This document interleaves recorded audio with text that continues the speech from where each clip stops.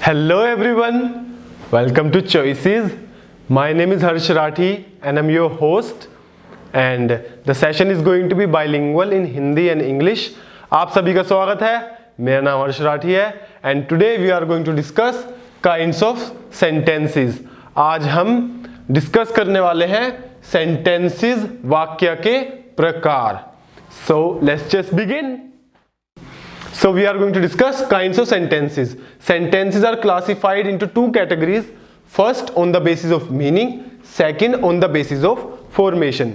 वाक्य के दो प्रकार में बांटा गया है, अर्थ के हिसाब से और उसका जो स्ट्रक्चर है, जो उसकी बनावट है उसके हिसाब से. First we are going to discuss on the basis of meaning. Now it is divided into 5 parts. First one is assertive sentence. Assertive sentence is a sentence which is used to give out information. Interrogative sentence is used to ask a question. Imperative sentence is used when you want to give a command or request someone for something. Exclamatory sentence is used to express sudden surprise or sorrow. Operative sentence is used when there is a blessing or a curse involved. A simple sentence, as the word says simple, it has a subject and one predicate.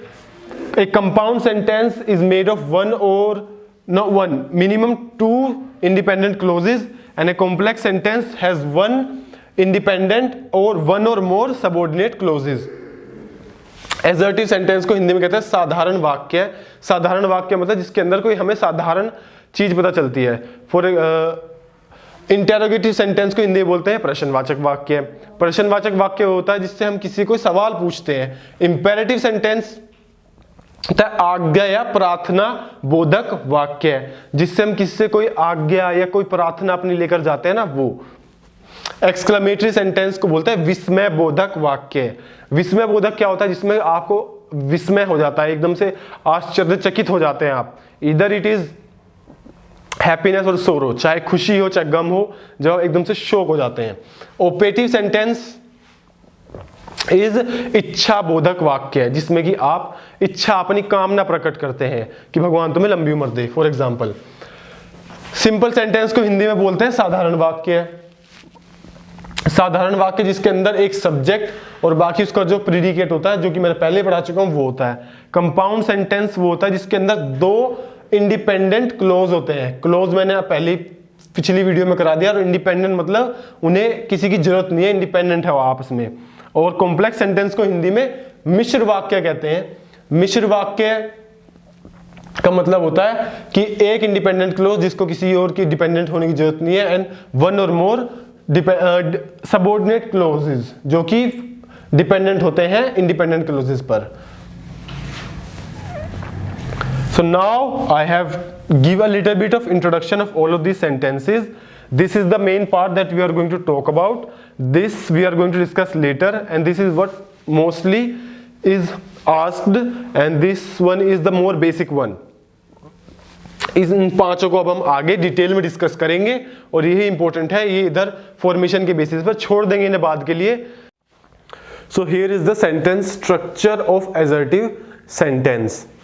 This is the general structure that is used when you are using an assertive sentence. जब भी आप साधारण वाक्य use कर रहे हैं तो ये एक जनरल स्ट्रक्चर है. The structure is subject plus verb, object plus complement plus place plus time. Place पहले नहीं आता, ऑब्जेक्ट बाद में नहीं आता, ऐसे ही वर्ब बाद में और ऑब्जेक्ट पहले नहीं आता. ये स्ट्रक्चर है. एंड ऑब्जेक्ट में पहले डायरेक्ट ऑब्जेक्ट आता है, बाद में इनडायरेक्ट ऑब्जेक्ट आता है. प्लेस में पहले स्मॉल फिर लार्ज आता है. टाइम में शॉर्ट एंड लॉन्ग आता है. Now you don't need to learn this, you don't need to learn the structure. A structure can be used in order to verify if you have written the right sentence or the right structure of the sentence, but you do not need to learn it.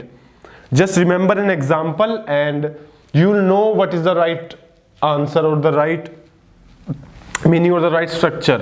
सबसे ज़्यादा सब गलती क्या करते हैं कि भाई ये स्ट्रक्चर याद करने की कोशिश करते हैं. प्राइमरी क्लास से हमें ये सिखाते हैं, ये रट लो कि subject plus verb plus object plus place plus time, and ये किसी काम का नहीं होता. जैसे ही मतलब किताब बंद, तो ये भी दिमाग से उड़ जाता है।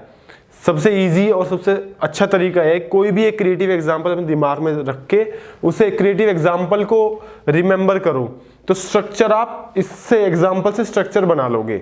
ठीक है, ऐसा पता चलेगा one example is enough if you remember one example, and examples are easy to remember. ठीक है, now let's verify it, verify our structure with the help of an example. Ranveer met Alia in Delhi on Sunday morning. Ranveer subject, verb is met, object is Alia, place Delhi and time on Sunday. Ranveer क्या है हमारा कर्ता, verb हो गई यहाँ पे मिला, mat करा, ऑब्जेक्ट हो गई आलिया, आलिया से मिला, प्लेस हो गया दिल्ली में मिला, और टाइम हो गया संडे को मिला। और अब इस चीज में you have to remember this कि whenever we use an object we use direct object first, indirect comes after the direct object. The same thing in the place, small place comes first and large after the small place. In time, short period of time comes first and long period of time comes after the short period. Ranveer wrote a letter to Alia. Here the direct, Ranveer wrote what? What is the main object here? The main object is letter, because the verb is directly influencing this. He wrote a letter, so this is the direct object. And Alia wrote a letter to who? Alia is the indirect object. Latter जो यहाँ पे है direct object है और आलिया जो है indirect object है। आलिया पहले और लेटर बाद में नहीं आएगा। अगर आपने आलिया को पहले लिख दिया तो क्या मतलब, उसने रणवीर ने लिखा आलिया को, आलिया को थोड़ी लिखा है, लेटर लिखा है आलिया को, समझे। Ranveer met Alia at Chandni Chowk in Delhi at 5 o'clock on Sunday. Ranveer Alia से मिला चांदनी चौक, जो कि दिल्ली के अंदर छोटी जगह है, उसके बाद दिल्ली में मिला 5 बजे संडे को। तो पहले सबसे स्मॉल प्लेस आया चांदनी चौक, किसके अंदर है, दिल्ली के अंदर। किस टाइम मिला, शॉर्ट पीरियड ऑफ टाइम 5 बजे, और कब मिला, संडे को, long period of time. If you remember just one example, any example or any creative example that you see, if you just remember one example, you do not need to rote learn the structure of the sentence. You will immediately remember the structure, or you can form the structure with the help of an example. Do not rote learn it. I am repeating it again कि subject structure को जो है रट्टाफिकेशन में याद मत करो। अगर आपने सिर्फ ये कोई भी एक एग्जांपल याद कर लिया, उससे आप स्ट्रक्चर अपने आप बना लोगे। Assertive sentence is of 2 types. One is affirmative, second is negative. Assertive sentence साधारण वाक्य के 2 प्रकार होते हैं, affirmative स्वीकारात्मक और negative नकारात्मक। Affirmative sentence is statement without negation. The words that you use to refer to something or that comes out of your mouth, which are not carrying any negativity. And in negative sentences, which statement that is carrying out negation. The sentence structure is subject plus affirmative verb. Here the sentence structure is subject plus negative verb. This is quite simple, you don't need to give much thought into it, you just need to know it. For example, Rajinikanth is curious, we all know he actually is, and Rajini is not curious, although not true, but you see the difference here. Here we are affirming that he is curious, it is a statement about him. Here the statement is negative, that he is not curious. इसका structure है subject plus जो क्रिया आती है, कर्ता plus क्रिया जो आती है वो अफर्मेटिव स्वीकारात्मक पॉजिटिव क्रिया आती है। इसके अंदर कर्ता के साथ नकारात्मक क्रिया आती है। रजनीकांत क्यूरियस है, क्यूरियस मतलब क्रिएटिव नई नई चीजें सोचता है, और रजनीकांत क्यूरियस नहीं है। So this is the end of the assertive sentence. Now we are going to move on to interrogative sentence. The second type of sentence is interrogative sentence.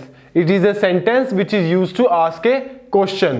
Interrogative sentence वह वाक्य है जिसे बोलते हैं हिंदी में प्रश्नवाचक वाक्य, और इसके अंदर जो है हम किसी से अपने कुछ भी जानकारी जो लेना चाहते हैं उनसे सवाल पूछकर वो जानकारी लेते हैं। इस सेंटेंस के अंदर सवाल पूछते हैं। For example, is he A curious boy, क्या वह लड़का क्यूरियस है, वो जिज्ञासु है, ये हम जानना चाहते हैं उसके बारे में, इसीलिए हम इस इंटरोगेटिव सेंटेंस का यूज करेंगे। What is your favourite sport? Imagine Shivani is standing here and I want to ask her what is your favorite sport. I do not know her sport, so Shivani will answer, my favorite sport is volleyball. Then I'll immediately know that she likes volleyball. So in order to just know her opinion about her favorite sport, I have to use an interrogative sentence. Shivani अगर कोई लड़की मेरे सामने खड़ी है और मुझे जानना है कि उसका फेवरेट स्पोर्ट क्या है, तो मैं उससे ये पूछूंगा, भाई तुम्हारा फेवरेट स्पोर्ट क्या है, and in return interrogative sentence का यूज करते हुए in return she will give me an answer and I will know, मुझे पता चलेगा कि उसका फेवरेट स्पोर्ट क्या है, वॉलीबॉल है। Discuss kinds of interrogative sentence. There are generally two types of interrogative sentence. First is yes no question, second is WH family questions. Any question that can be answered in a yes or a no comes under this category, and any question that cannot be answered in just yes or no, you have to elaborate the answer, that comes in WH family question type. Interrogative sentences के प्रकार दो प्रकार के होते हैं, जिसके जवाब हाँ या ना में दिए जा सके, या जिसमें कुछ पूछा जाता है क्यों, कैसे, क्या। WH फैमिली वाले जो वर्ड्स हैं इसके अंदर आते हैं। जैसे इसके अंदर जो है तुम हाँ या ना में जवाब दे सकते हो। किसी ने कुछ क्वेश्चन पूछा है, तुम्हें सिर्फ हाँ या ना बोलना है और तुम्हारी कहानी खत्म। और इसके अंदर हाँ ना बोलने से तुम्हारा जवाब नहीं मिलेगा, तुम्हारा मीनिंग कन्वे नहीं होगा, इसलिए तुम्हें फर्दर एक्सप्लेन करना पड़ेगा कि भाई तुम क्या बात कह रहे हो। First kind of interrogative sentence is yes no question type. Its structure is, first we use helping verb. This is its main feature, that the helping verb come first. The sentence starts with an helping verb. Then comes the subject, note, main verb, and then object. Now there is no need to learn the structure. You just need to know the example. If you remember one example, that's more than enough. Will he sing on the stage? Here, will he come and out and sing on the stage? The question is asked, and if I say yes, the meaning is done. He will sing on the stage. And if I say no, the meaning is again completed, that he will not sing on the stage. Is she not polite? Here someone is asking that if, forget what is asking. If I say yes, the meaning will be completed, that she is not polite. And if I say no, the meaning is conveyed, that she is polite. All I have to use is just one word, either yes or no. I don't need to say any further to answer these questions. Yes or no, yes or no. If somebody asks me if someone asks me this question, all I have to say is no or yes, and the meaning and the answer to it will be completed. I do not need to utter a single word other than yes or no. Are you a graduate? Here, either you are or you are not. Either you have to answer yes or no. The meaning will be completed. पहले प्रकार को हम पढ़ रहे हैं yes no question के, जिसका structure, संरचना कैसी है उसकी। सबसे पहले उसमें सहायक क्रिया आती है। इसका सबसे बड़ा फीचर इंटरोगेटिव सेंटेंस के इस पार्ट का फीचर यही है कि सबसे पहले सहायक क्रिया का सेंटेंस में आएगी। जैसे कि यहाँ पर विल है, इज है, आर है, ये सब सहायक क्रिया है। विल, इज, आर सहायक क्रिया मानी जाती है, और मैं अभी बताऊंगा भी सहायक क्रिया क्या होती है। फिर उसके बाद सब्जेक्ट आता है, कर्ता आता है, फिर नॉट, नेगेटिव नहीं आता है, फिर मेन वर्ब आती है जो असली क्रिया है वो आती है, फिर ऑब्जेक्ट आता है, कर्म आता है। Will he sing on the stage, क्या वो है स्टेज पे गाएगा। यहाँ पे हमें जो है कुछ भी जवाब, किसी ने मुझसे पूछा कि भाई वो स्टेज पे गाएगा, मुझे कुछ भी एक्स्ट्रा बोलने की जरूरत नहीं है। अगर मैं कह दूं सिर्फ कि हाँ तो मीनिंग कंप्लीट है, अगर मैं कह दूं ना तो अगला बंदा समझ जाएगा कि मैं क्या कहना चाहता हूँ। इज शी नॉट पोलाइट, क्या वह पोलाइट नहीं है। अगर मैं हाँ कह दूं तो उससे पता चल जाएगा, ना कह दूं उससे पता चल जाएगा। आर यू ए ग्रेजुएट, या तो भैया कोई ग्रेजुएट है या फिर नहीं है। अगर मैं हाँ कह दूं उससे भी आंसर मिल जाएगा और ना कह दूं उससे भी आंसर मिल जाएगा। मुझे एक भी वर्ड फालतू बोलने की जरूरत नहीं है, हाँ या ना में इसका पूरा जवाब मिल जाएगा। The second kind of interrogative sentence is W is the one that starts with the WH family question words. Its structure is first, again the most important thing about its structure is the question words comes first. What, who, which, these are the question words, they come first. Then comes the helping verb. In the yes no questions the helping verbs used to come first, but here the question word come first. Then subject plus note plus main verb plus object. Again I'm repeating it, you do not need to learn the structure. All you need to do is remember one example, one good example, one creative example, and you're done.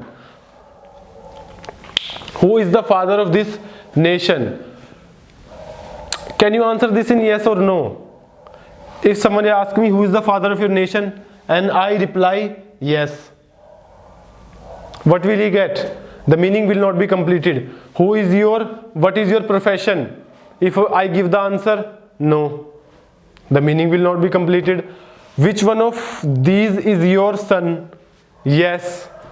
You will not know who the son out of the two, who is the son.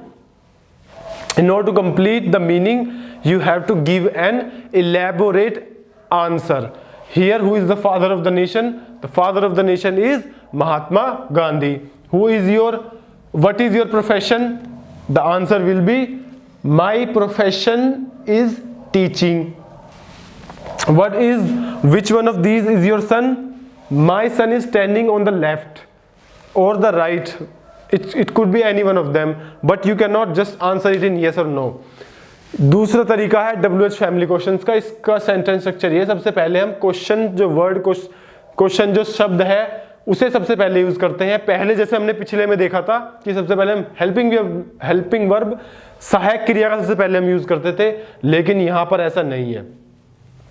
सहायक क्रिया का हम जो yes no question थे उसमें use करेंगे, और यहां पर हम जो है प्रश्नवाचक जो शब्द हैं उनका सबसे पहले यूज करेंगे, जैसे कि हु, कौन, व्हाट, क्या, विच, कौन सा।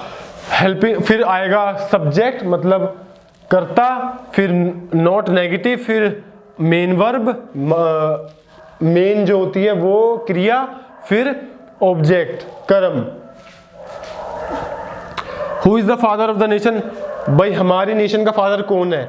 हाँ ना में जवाब नहीं दे सकते ना। अगर मैं बोल दूं हाँ, अगर मैं बोल दूं ना, समझ में आया कुछ? What is your profession? अगर मैं इसका जवाब दूं हाँ या ना, answer will not be completed. Answer पूरा नहीं होएगा, जवाब नहीं पर आंसर आपको नहीं पता चलेगा, मीनिंग कंप्लीट नहीं होगा। ये क्वेश्चन इसीलिए पूछे जाते हैं ताकि आप थोड़ा सा इसमें डिटेल में जवाब दें, हाँ ना में जवाब ना दें, पूरा डिटेल बताओ भाई क्या है सिस्टम इसका। जैसे who is the father of the nation, हमारे देश का, हमारे बापू का नाम क्या है? महात्मा गांधी है। What is your profession? भाई तुम्हारा व्यवसाय क्या है? मैं कहूँ कि भाई मेरा व्यवसाय टीचिंग है, किसी का व्यवसाय पायलट है, जहाज उड़ाना है। Which one of this is your son? इन दोनों में से भाई इन दोनों या तीनों में से कितने भी में से तुम्हारा बेटा कौन सा है? उसमें फिर जवाब देंगे भाई इन तीनों में से मेरा बेटा वो है जो सबसे लेफ्ट में खड़ा है। ठीक है, so the interrogative sentence is done here, you don't need to know any further. If you remember 1 or 2 example that will be more than enough. अगर आपको 1-2 एग्जाम्पल भी याद है तो आपके लिए बहुत है। Moving on to the third point is imperative sentence. Our third kind of sentence is imperative sentence, a sentence which carries an instruction, order, command or an entreaty. It is a sentence we use it when we want to give a command, want to order someone to do something, when we want to request someone to do something for us, it is usually a commanding or an entreating sentence. Imperative sentence को हिंदी में आज्ञावाचक वाक्य बोलते हैं. नाम से पता चल रहा है आज्ञा, जिसमें या तो आपको आज्ञा दी जा रही है या कुछ आपको आज्ञा का पालन करना है. इसके अंदर, इस वाक्य के अंदर इंस्ट्रक्शन दी जाती है, निर्देश दिए जाते हैं, या ऑर्डर या कमांड, या वो कहा जाता है भाई ये करो ये करो, या एंट्रीटी मतलब रिक्वेस्ट की जाती है, आपसे प्रार्थना की जाती है कि आप ये कर दो यार please. Imperative sentence is the structure of imperative sentence is generally of two kind. First one is when a sentence starts with a verb and the second one is when a sentence starts with entreating or imperative words. Please, always, never. Now we will discuss this further. Imperative sentence के दो kinds हैं. इसके अंदर जो मतलब दो तरीके से यूज होता है. पहला तो वो होगा जिसमें स्टार्टिंग में शुरू में सबसे पहले वर्ब आए या ये आज्ञावाचक वाक्य के जो वर्ड्स हैं वो आए. Please, always, never. जब भी इन दोनों में से किसी एक में स्टार्ट होएगा वो इंपेरेटिव सेंटेंस होगा. एंड अभी हम इन्हें और अच्छे समझने के लिए आगे डिस्कस करते हैं इन दो काइंड्स को और टाइप्स को. In order to gain more clarity about the imperative sentence, there are two ways you can use an imperative sentence. First one is the one that starts with the verb. Second one is the one that starts with the please, never, obey. Imperative आज्ञावाचक वाक्य को और detail में समझने के लिए इसको दो तरीके से यूज किया जाता है. एक तो तरीका जो वर्ब की फर्स्ट फॉर्म के साथ यूज हो, दूसरा तरीका जिसमें प्लीज, नेवर, ओबे से हम सेंटेंस को स्टार्ट करते हैं. So the first example is do not jump around. A mother tells her child that do not jump around on the bed. It's a command that the mother is giving to the child. Do not talk to me like that. Again, a mother is a kid is talking back to her mother in a bad manner. So the mother will say, मेरे से ऐसे बात करने की जरूरत नहीं है. Shall we go out? It's a suggestion कि क्या हमें बाहर घूमने जाने चाहिए. The second type that starts with these please, obey, never, obey words is please help me. Here you are requesting somebody to help you. Here, never abuse anybody. Here you are commanding that do not, or you should not never abuse, you should not abuse anybody ever in your life. Obey traffic rules. We must follow, or we should follow traffic rules. In sentences के अंदर जिसमें please से शुरू होता है, भाई please में तो आप रिक्वेस्ट कर रहे हैं. नेवर अब्यूज एनीबडी में आप कमांड दे रहे हैं कि भाई किसी के साथ गलत मत करना. ओबे ट्रैफिक रूल्स के अंदर आप ये कह रहे हैं कि ट्रैफिक रूल्स आपको ओबे करने चाहिए. I am hoping that imperative sentence is clear.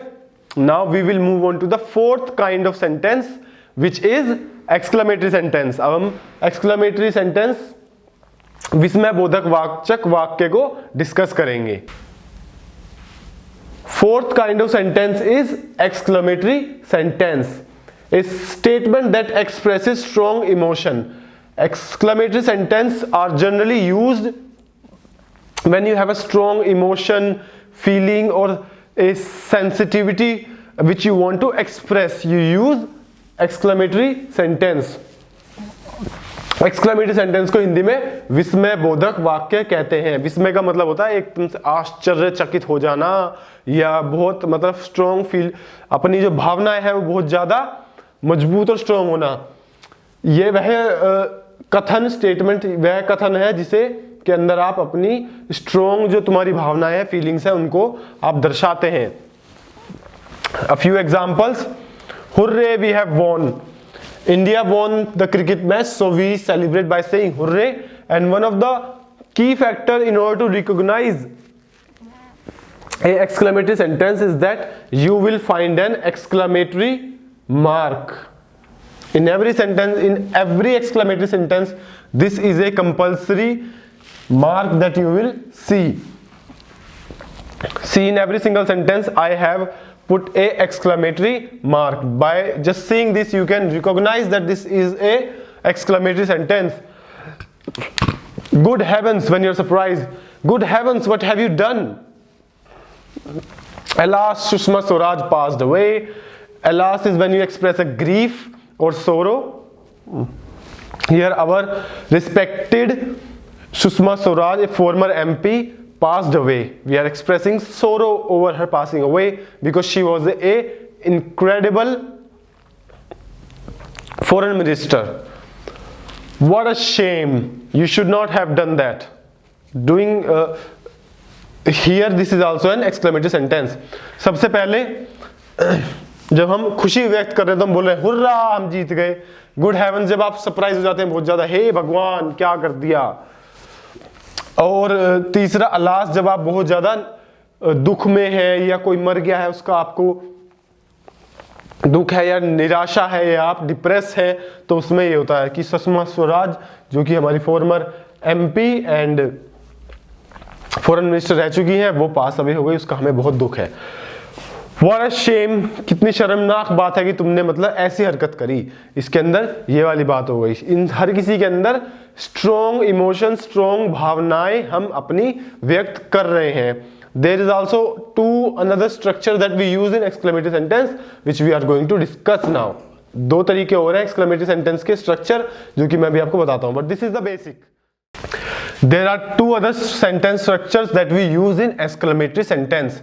विस्मयबोधक वाक्य में दो और सेंटेंस स्ट्रक्चर हैं जो कि हम यूज करते हैं. How plus adjective plus subject plus verb की फर्स्ट फॉर्म और what an adjective plus subject plus verb की first form. You don't need to learn this is just unnecessary. You just need to know the examples that how do use it and you can then further induce the infer the sentence structure from the example.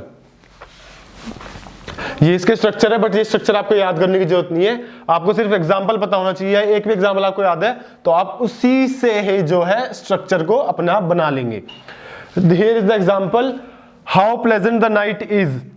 Here you are expressing a strong emotion that the night is very pleasant. Again, exclamatory sentence shows strong emotion and it starts with how. It's not like previously used hurrah or alas. The second one is what a dear. You're showing amazement that the dear is amazing. ये दो तरीके हैं. how से जैसे start होता है जो how pleasant the night is, ये रात कितनी सुहानी है, इसके अंदर आप अपनी जो है स्ट्रॉन्ग भावनाओं को एक्सप्रेस कर रहे हैं. और what a dear के अंदर आप भाई ये कितना सुंदर हिरन है, कितना मतलब इतनी ज्यादा स्ट्रॉन्ग फीलिंग्स आ रही हैं कि भाई इतना सुंदर हिरन नहीं देखा अब तक. तो समझे this. So we have wrapped up our exclamatory sentence. Now we'll move on to our final kind of sentence which is operative sentence. अब हम पांचवें टाइप ऑफ सेंटेंस की तरफ चलेंगे जो कि है operative sentence, जिसे बोलते हैं हिंदी में इच्छावाचक या कामनावाचक वाक्य. The fifth kind of sentence is operative sentence. This is the last kind of sentence. It is used to show blessing, curse or strong desire. This sentence is used when you want to bless someone or you want to curse someone for their bad fortune to come for them or want to express strong desire. Operative sentence को हिंदी में इच्छा सूचक वाक्य कहते हैं और इसका इस्तेमाल किसी को दुआ देने में या किसी को कर्ज देने में कि भाई तुम्हारा बुरा हो या अपनी स्ट्रॉन्ग इच्छाएं या अपनी कामनाएं व्यक्त करने में इस्तेमाल होता है. Sentence structure is may. One of the ways to use this sentence is may subject plus verb की first form which is a blessing or a curse. For example, may you live long. This is a blessing that we this is a blessing that we give usually for the long life of a person. May the BJP come to power in UP. This is a strong desire that and we are wishing for something for their welfare. Long live King George is saying that you want long life for them. This is a blessing. God bless you is also a blessing. एक तरीका इस sentence को use करने का ये है कि may you live long, may the BJP कि ये स्ट्रक्चर है और एक स्ट्रक्चर हो रहा है जो कि हम इसके बाद बताऊंगा।